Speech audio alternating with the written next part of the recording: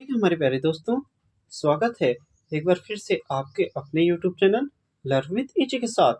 दोस्तों, आशा करते हैं आप स्वस्थ और मस्त होंगे, पढ़ाई लिखाई अच्छी खासी चल रही होगी।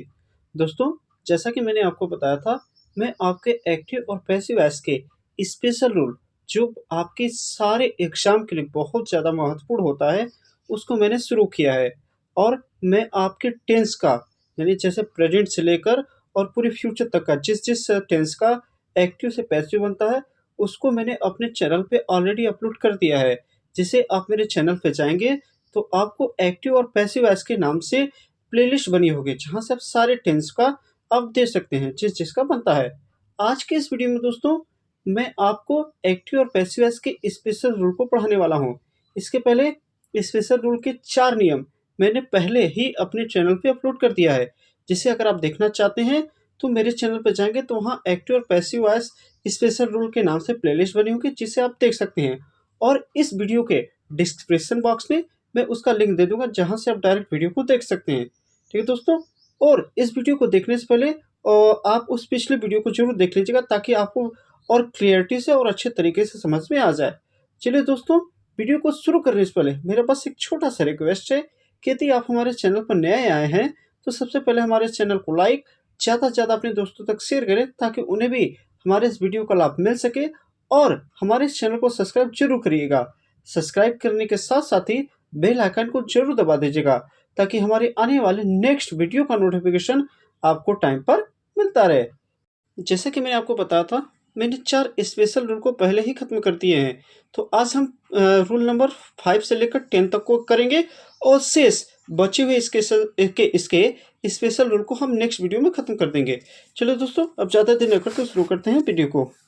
देखिए क्या है, रूल 5वां हमारा क्या कहता है, यदि एक्टिव वॉइस के सेंटेंस में, क्या दोस्तों, यदि एक्टिव वॉइस के सेंटेंस में is, am, are, was, were, has, have, had, इनमें से किसी के बाद इन्फिनिटिव टू का प्रयोग हो। क्या? यदि आपके एक्टिव वॉइस में is, am, are, was, were, has, have, had के तुरंत बाद, इनमें से किसी एक के तुरंत बाद इन्फिनिटिव टू का प्रयोग हो, तो इसका पैसिव वॉइस आप निम्न तरीके से बनाएंगे। कैसे बनाएंगे, आइए उसको हम देखते हैं। देखिए दोस्तों, हम क्या बताएं, यदि आपके एक्टिव वॉइस के सेंटेंस में इज, एम, आर, वाज, वर बाकी जैसे के बाद तुरंत इन्फिनिटी टू का प्रयोग हो, तो उससे आप पैसिव वॉइस निम्न तरीके से बनाइएगा। तो सबसे पहले पैसिव वॉइस का सब्जेक्ट रखिएगा, फिर हेल्पिंग वर्ब रखिएगा, फिर टू रखिएगा जो इन्फिनिटी टू आएगा। उसके बाद आप बी का प्रयोग करिएगा, वर्ब का थर्ड फॉर्म लगाइएगा, बाई होगा, फिर पैसिव वॉइस का ऑब्जेक्ट होगा, फिर अदर वर्ड होगा। ठीक है? क्या? पैसिव वॉइस का सब्जेक्ट जो आपको ऑब्जेक्ट से मिल जाएगा, फिर हेल्पिंग वर्ब, फिर इन्फिनिटी टू, फिर बी, वर्ब का थर्ड फॉर्म, फिर बाई, फिर पैसिव वॉइस का ऑब्जेक्ट जो आपको सब्जेक्ट से मिल जाएगा, फिर अदर वर्ड। आइए एक एग्जांपल लेते हैं, जिससे आपको और बेहतरीन तरीके से समझ में आ जाएगा। तो क्या है पहला एग्जांपल दोस्तों, लिखा है आई एम। देखिए, एम के बाद तुरंत इन्फिनिटी टू आ गया।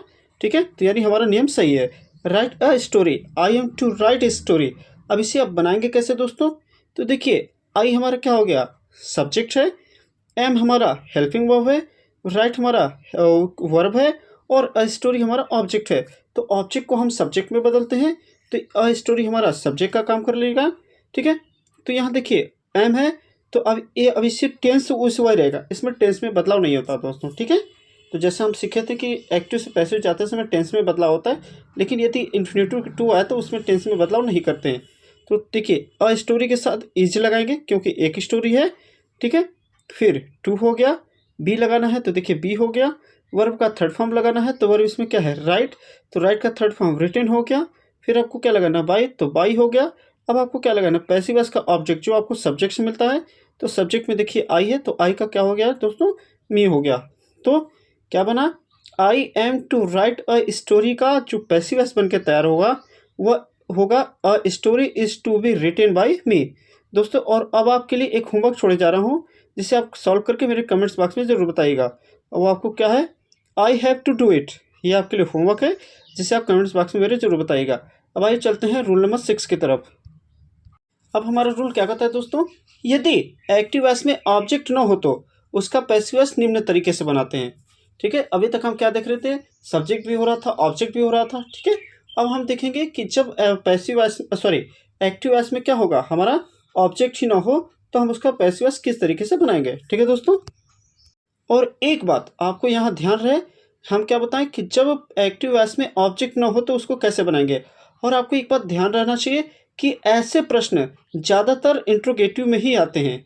क्या ऐसे वाक्य लगभग प्रश्नवाचक रूप में ही होते हैं, यानी जिस एक्टिव वॉइस में ऑब्जेक्ट नहीं होगा समझ जाएगा और लगभग लगभग किस में आएगा, आपका इंट्रोगेटिव रूप में ही आएगा।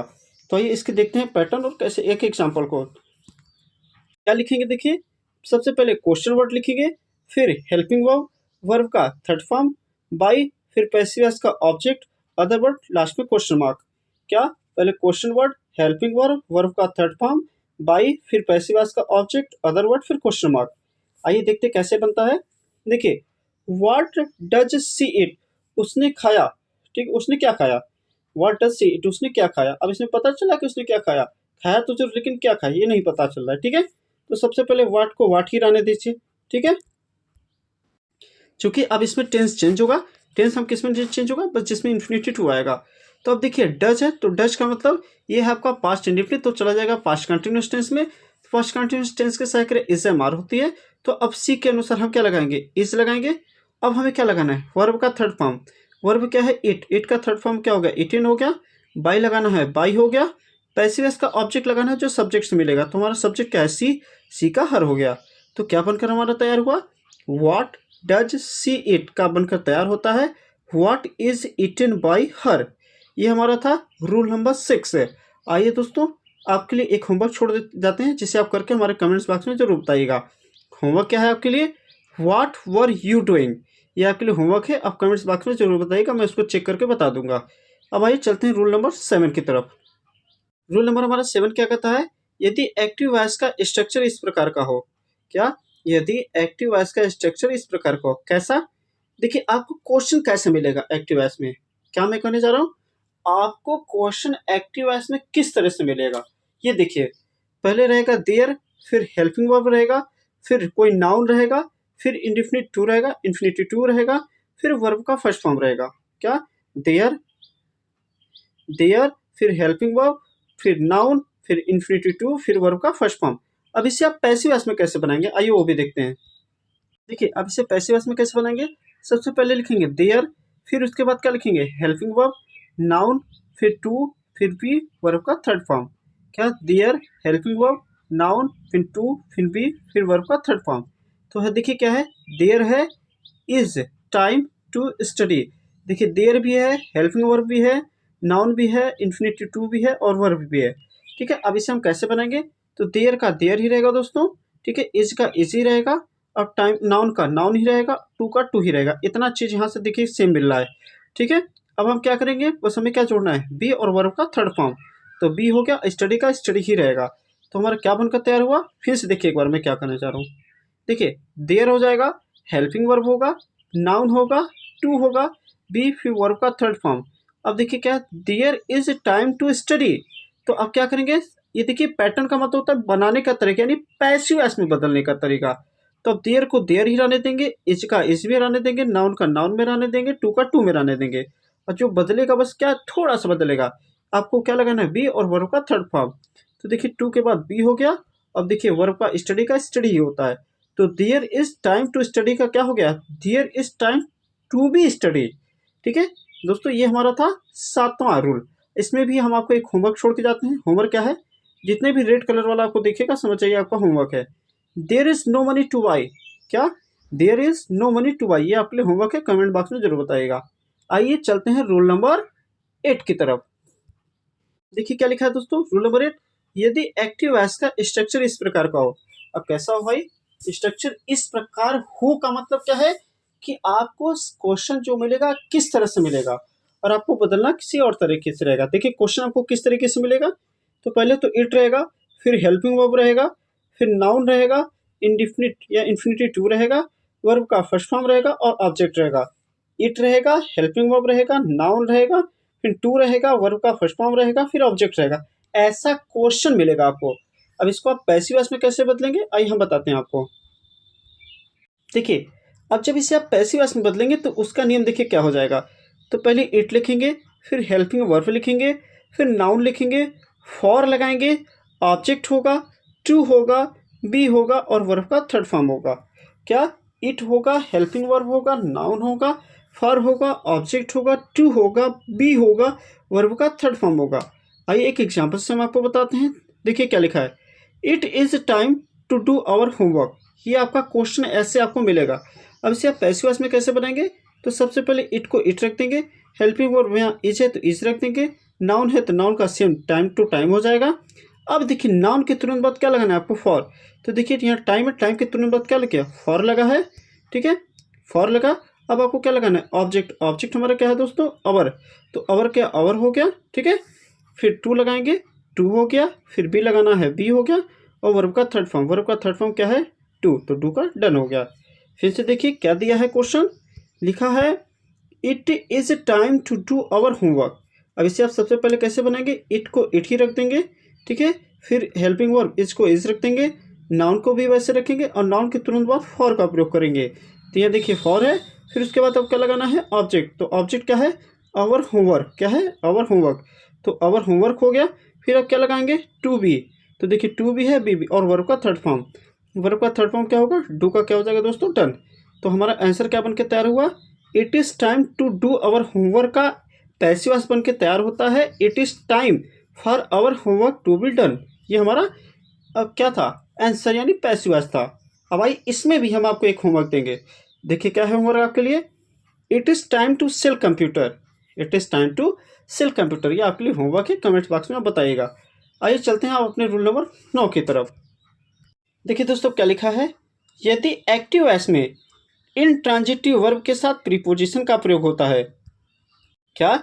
यदि एक्टिव वॉइस में इंट्रांजिटिव वर्ब के साथ प्रीपोजिशन का प्रयोग होता है। अब इंट्रांजिटिव वर्ब का मतलब क्या होता है दोस्तों?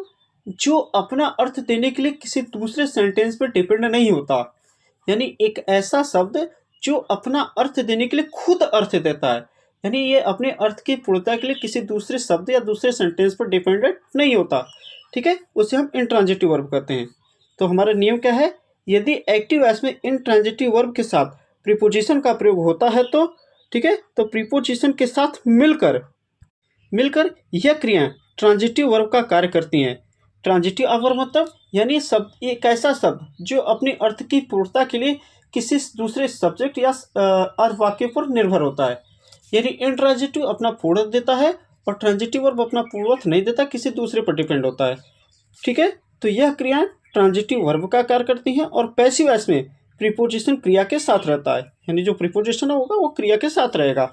आइए कैसे ये देखते हैं। क्या है दोस्तों?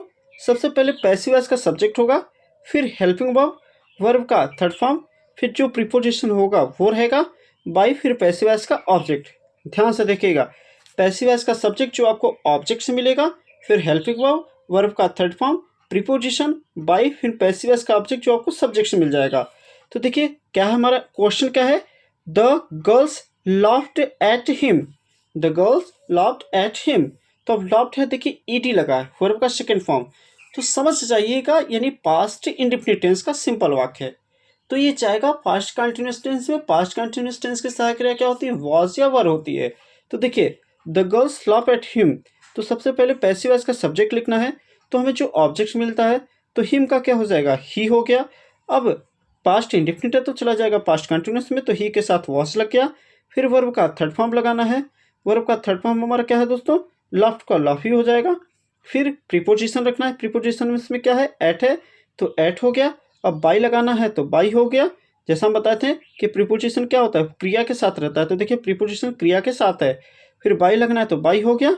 अब इसके बाद हमारा क्या लगाना है? पैसिव वॉइस का ऑब्जेक्ट जो हमें सब्जेक्ट से मिलता है, तो हमारा सब्जेक्ट कौन था? द गर्ल्स, तो द गर्ल हमारा देखिए क्या है यहाँ?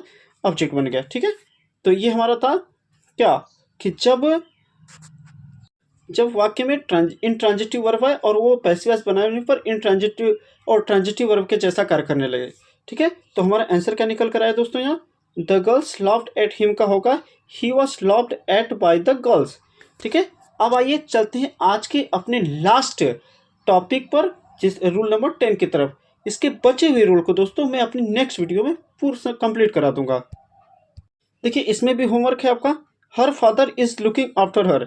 Her father is looking after her, ये आपके लिए होमवर्क है, यानी रूल नंबर 9 का है। ये होमवर्क है, इसे करके आप कमेंट्स बॉक्स में जरूर बताइएगा। अब देखिए दोस्तों, परीक्षा की दृष्टि से सबसे इम्पोर्टेंट टॉपिक जो अब आ गया है वो क्या है कि यदि एक्टिव वॉइस में दो वर्ब आए तो उसका पैसिव वॉइस निम्न तरह से बनाते हैं। अभी तक तो क्या हो रहा था, एक ऑब्जेक्ट आ रहा था तो कभी कभी ऑब्जेक्ट ही गायब हो जा रहा था, दो ऑब्जेक्ट आ रहा था। अब हम देखेंगे एक्टिव वॉइस में यदि दो वर्ब आ जाए तो उसका पैसिव वॉइस हम किस तरह से बनाएंगे। आइए देखते हैं उसके पैटर्न को। देखिए, अगर दो ऑब्जेक्ट आ जाए तो उसे आप ऐसे बनाइएगा। पैसिव वॉइस का सब्जेक्ट लिखिएगा, फिर हेल्पिंग वर्ब, सब्जेक्ट जो आपको ऑब्जेक्ट मिल जाएगा दोस्तों। फिर जैसा ये कहेगा उसी के अनुसार हेल्पिंग वर्ब रखिएगा। वर्ब का थर्ड फॉर्म होगा, टू होगा, वर्ब का फर्स्ट फॉर्म होगा। दो ऑब्जेक्ट है तो पहले वाले ऑब्जेक्ट को जो होगा, यानी पहला वाला जो वर्ब होगा उसको आप थर्ड फॉर्म में बदलेंगे, दूसरे वाले वर्ब को जैसे का तैसे रहने देंगे। क्या आप पढ़ रहे हैं, यदि एक्टिव वॉइस में दो ऑब्जेक्ट दो वर्ब आए, क्या एक्टिव वॉइस में दो वर्ब आए तो पहले वाले वर्ब को आप थर्ड फॉर्म में बदलेंगे, जो दूसरा वाला वर्ब है उसको जैसे का तैसे रहने देंगे। तो सबसे पहले क्या है, फिर से देखिए एक बार, लिखा है पैसिव वॉइस का सब्जेक्ट जो आपको ऑब्जेक्ट मिल जाएगा, हेल्पिंग वर्ब, वर्ब का थर्ड फॉर्म यानी जो पहला वाला वर्ब रहेगा उसी को थर्ड फॉर्म में बदलेंगे, फिर टू, फिर वर्ब का फर्स्ट फॉर्म, जो दूसरा वाला वर्ब रहेगा उसको फर्स्ट फॉर्म में ही लिखेंगे, फिर बाई, फिर पैसिव वॉइस का ऑब्जेक्ट। देखिए क्या लिखा है, वी मिस हमने, सा मिस देखा, ही मिस उसे, रन अवे मिस भाग जाते हुए। अब देखिए यहाँ सा एक ये वर्ब है और एक ये रन अवे, दो वर्ब एक साथ आए हैं। ठीक है, तो अब इसे आप कैसे बनाएंगे, तो सबसे पहले पैसिव वॉइस का सब्जेक्ट लिखिए। तो सब्जेक्ट इसमें क्या है, हिम का ही हो गया। अब सा है तो पास्ट इंडिफिनिट है तो चला जाएगा कंटिन्यूअस टेंस में, तो ही के साथ वाज लग गया। अब हमें वर्ब का थर्ड फॉर्म लिखना है, तो जो पहला वाला वर्ब है, तो पहला वाला वर्ब हमारा कौन है, यही है, तो सा का क्या हो गया, सीन हो गया। फिर टू लगाना है तो टू हो गया। अब वर्ब का फर्स्ट फॉर्म, यानी जो दूसरा वाला वर्ब है उसका फर्स्ट फॉर्म लिखेंगे। तो दूसरा वाला वर्ब हमारा कौन है, रन अवे, ये हमारा दूसरा वर्ब है तो इसका फर्स्ट फॉर्म लिखेंगे, तो रन अवे हो गया। अब बाई को बाई लगाएंगे और पैसिव वॉइस का ऑब्जेक्ट वी का क्या हो जाएगा, अस हो जाएगा। तो हमारा आंसर क्या तैयार हुआ, we saw him run away का अगर आप पैसिव वॉइस बनाएंगे तो होगा ही was seen to run away by us. दोस्तों आशा करते हैं आपको ये वीडियो अच्छा लगा हो। आइए चलते हैं एक छोटी सी मोटिवेशन कोट्स की तरफ। जो मुस्कुरा रहा है उसे दर्द ने पाला है, जो मुस्कुरा रहा है उसे दर्द ने पाला है, जो चल रहा है उसे पाँव में छाला है। जो मुस्कुरा रहा है उसे दर्द ने पाला है, जो चल रहा है उसके पाँव में छाला है। बिना घिसे चमक नहीं सकता, बिना घिसे चमक नहीं सकता, जो चलेगा उसी दिए से उजाला है। कहने का मतलब दोस्तों, आप मेहनत करेंगे तभी आप अपने लक्ष्य को प्राप्त करेंगे। ठीक है, आप एक बोर्ड एग्जाम के लिए अभी से टारगेट सेट कर लीजिए और उस पर लगे रहिए। मेरी आशा तथा उम्मीद है कि आप सफल जरूर होंगे। और आपको इंग्लिश में किसी भी तरह का प्रॉब्लम होता है तो आप मेरे कमेंट्स बॉक्स में जरूर बताइएगा, मैं आपकी मदद जरूर करूंगा और आपके कमेंट्स को रिप्लाई भी करूंगा।